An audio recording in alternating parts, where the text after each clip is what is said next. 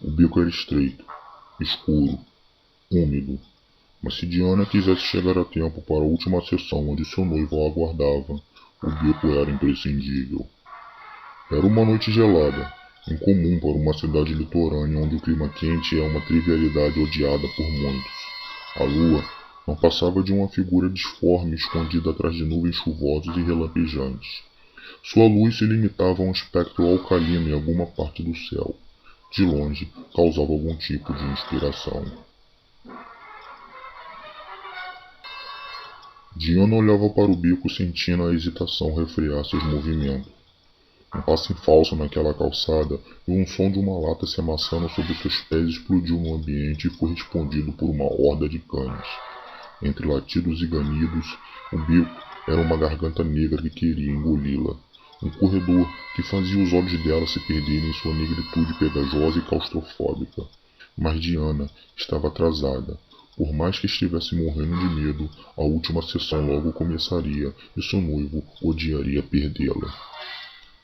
Ela deu alguns passos decisivos e de repente toda aquela perspectiva soturna desapareceu. O beco era apenas um local mergulhado em trevas como vários outros na cidade. O escuro que por toda sua infância escondeu seres e monstros, agora era apenas um empecilho que abrigava pequenos roedores e irregularidades de um terreno acidentado. No entanto, havia ali algo além das repugnantes e rastejantes criaturas da escuridão. Um ser que, ignorado pela imprudência do pensamento positivo, fazia do medo a sua morada e da crueldade o seu prazer.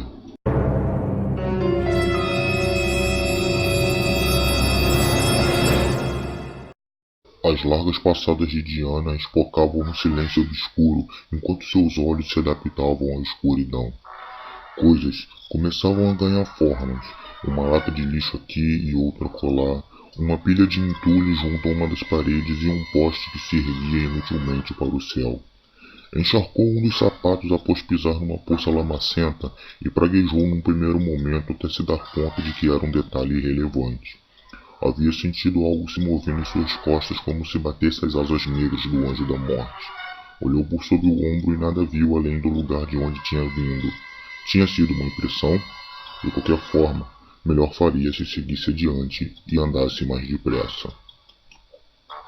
O coração dela batia acelerado e sua respiração ficava entrecortada. O medo crescia em alguns pontos nas escalas do horror e se tornava pavor. Não tinha sido uma impressão. Havia mais alguém ali e a melhor coisa que podia fazer agora era correr. Entretanto, suas pernas eram incapazes. Por alguma razão, Diana se movia numa cadência desesperadora, como nos pesadelos. A figura que a espreitava estava mais perto. Ela não podia vê-la, mas sabia que se aproximava. O celular, pensou. Sim, um celular traria um pouco de luz e revelaria qualquer presença naquele ambiente, pois o medo reside nas coisas que não podem ser vistas. Assim sempre foi. Assim sempre será.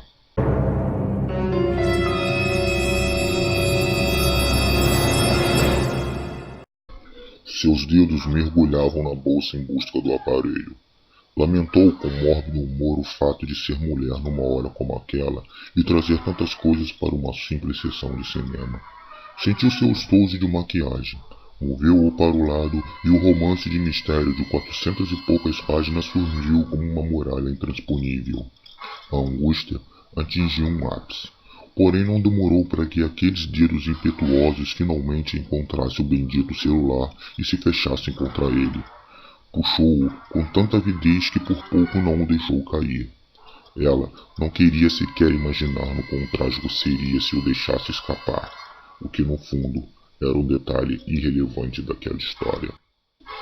A luz do celular se fez presente, delineando não apenas a estagnada e horrorizada face de Diana, como a silhueta ameaçadora da figura que a espreitava. Era uma pessoa alta e de vestes negras, provavelmente couro ou vinil. Da escuridão que cobria seu rosto, alimentada pelo capuz erguido sobre a cabeça, vinha a sugestão de olhos diabólicos. Contudo, nada daquilo conseguia ser mais horrível do que o objeto que havia em suas mãos. Afiado como a morte e hediondo como o inferno, o punhal se apresentava como o adorno definitivo daquela história de terror. O sangue de Diana corria gelado por suas veias. As pernas, que a impediram de correr daquele lugar, agora estavam tão trêmulas que mal eram capazes de sustentá-la. Gritar foi a reação instintiva, mas a figura diante dela foi tão rápida que mal conseguiu emitir um arquejo baixo. O corte na garganta foi cirúrgico, conciso e silencioso. Ali estava um especialista que já havia feito aquele tipo de coisa por inúmeras vezes.